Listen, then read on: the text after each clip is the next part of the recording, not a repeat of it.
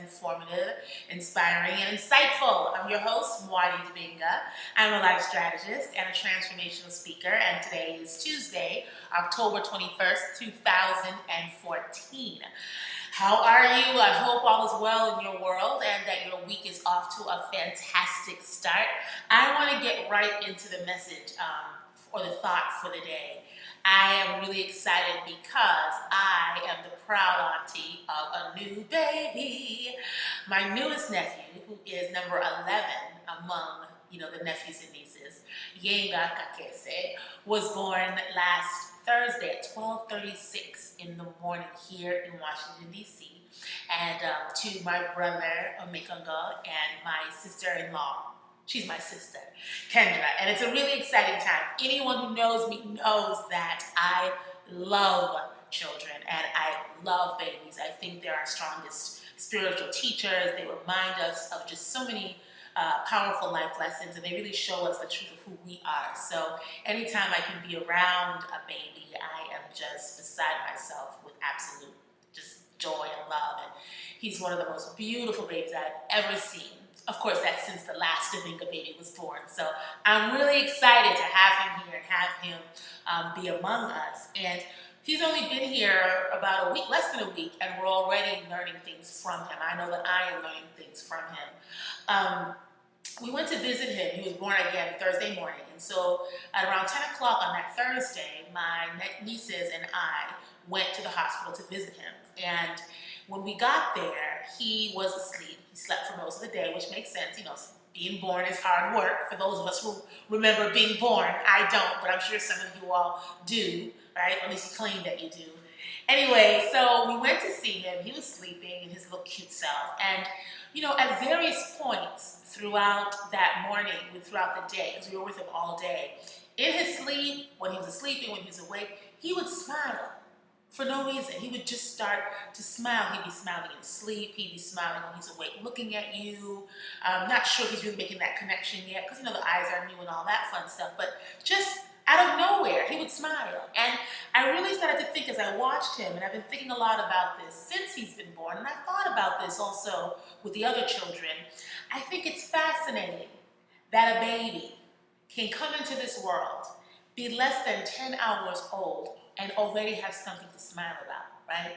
He has no car, he has no job, he has no woman, he has no riches, he has no fame, he has no fortune, he has none of the material things, none of the possessions that we have convinced ourselves that we need in order to be happy. This little man, this little boy came into this world with joy already instilled within him. It's software, it's like software, right? That's already downloaded within him. He came into this world with it. We didn't give it to him. He didn't acquire it. He doesn't have any material possessions or things or relationships that make him feel justified in expressing his joy. He's just expressing joy. That was lesson number 1. Lesson number 2 is that as soon as I knew that he was even a thought in my siblings' minds, that boy already had my love. He already had my love. When he was just a thought, when he was just a concept. So when he finally made his entrance into the world, he was already engulfed in love from me, from his parents, from his siblings, from my family, from friends that know that the baby was coming. He didn't have to do anything to earn that love. You got where I'm going, right?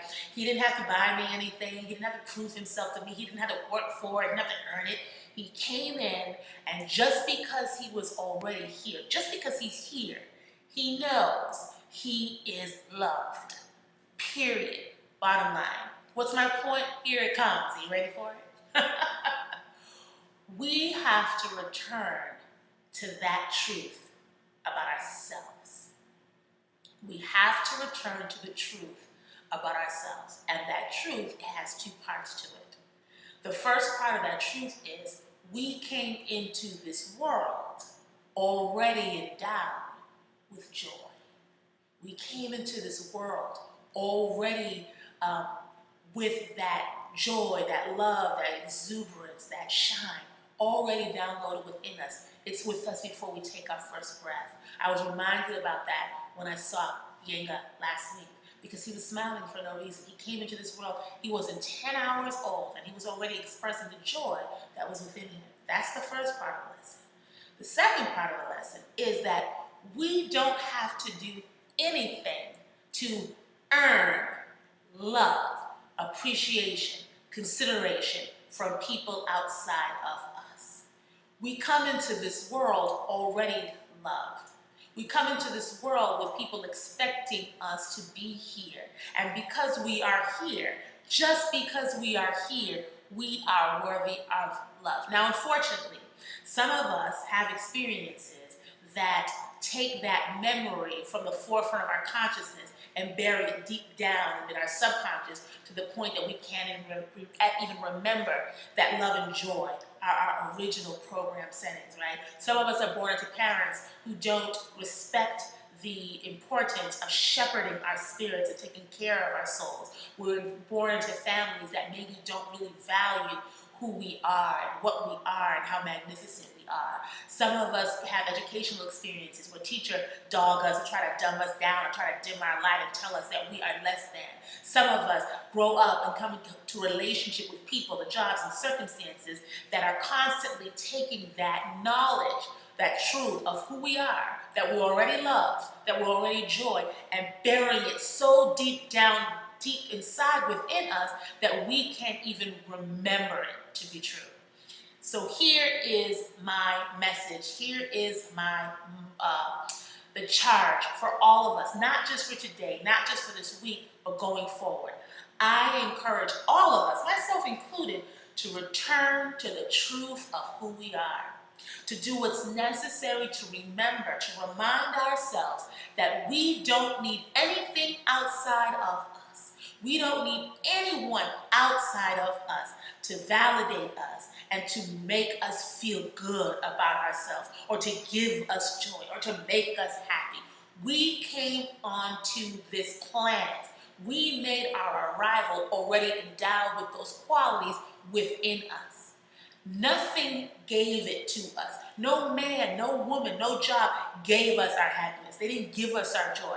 And because they didn't give it to us, because they didn't give those things to us, they can't take those things away from us. So it's our responsibility, however, to make sure that whenever we get knocked down, whether it's by a relationship that's gone by the wayside, or maybe we lost our job, or maybe we lost our finances, or we're going through some type of experience, we have to recognize that whatever sadness or anger or fear or anxiety we feel around those circumstances, again, whether it's somebody leaving us or getting fired or whatever those negative feelings are, those are they're temporary. They're temporary. Those feelings are not the truth of who we are. Yes, we sometimes suffer. Yes, we sometimes experience pain.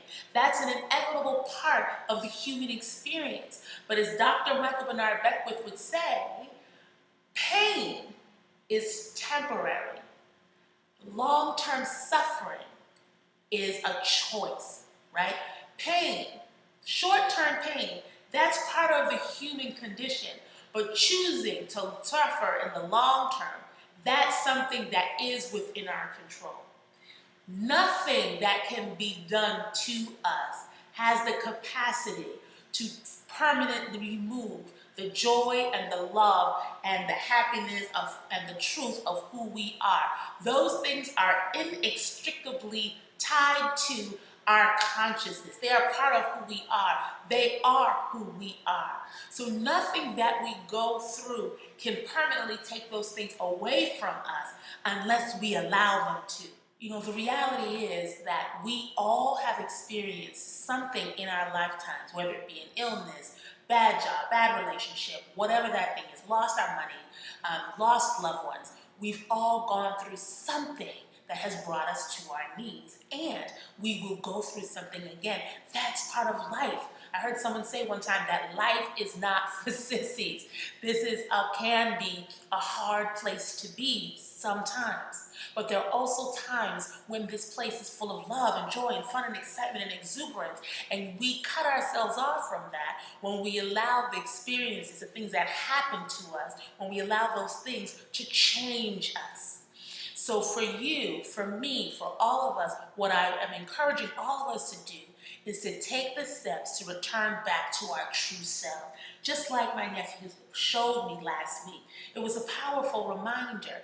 You don't need anything outside of yourself to feel joy. And what happens is we oftentimes look externally for things, people, relationships, etc., to fulfill us when we are going to the wrong place for that fulfillment. Those things will never fulfill us. It's like if you're thirsty and you keep reaching for a bag of potato chips, the thirst gets worse because you're going to the wrong source to fulfill the thirst within you.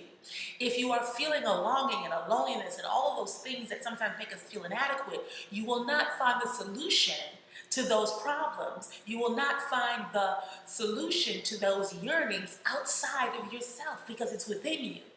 And the more you look externally to fill an internal need, the more you will suffer, the more you will feel the pain, and the sadder you will get. I am here to remind you, as I was reminded last week by that beautiful little boy, that we come into this world with love already within us. We come into this world with joy already within us. And we come into this world worthy of love just because we were born. That's enough.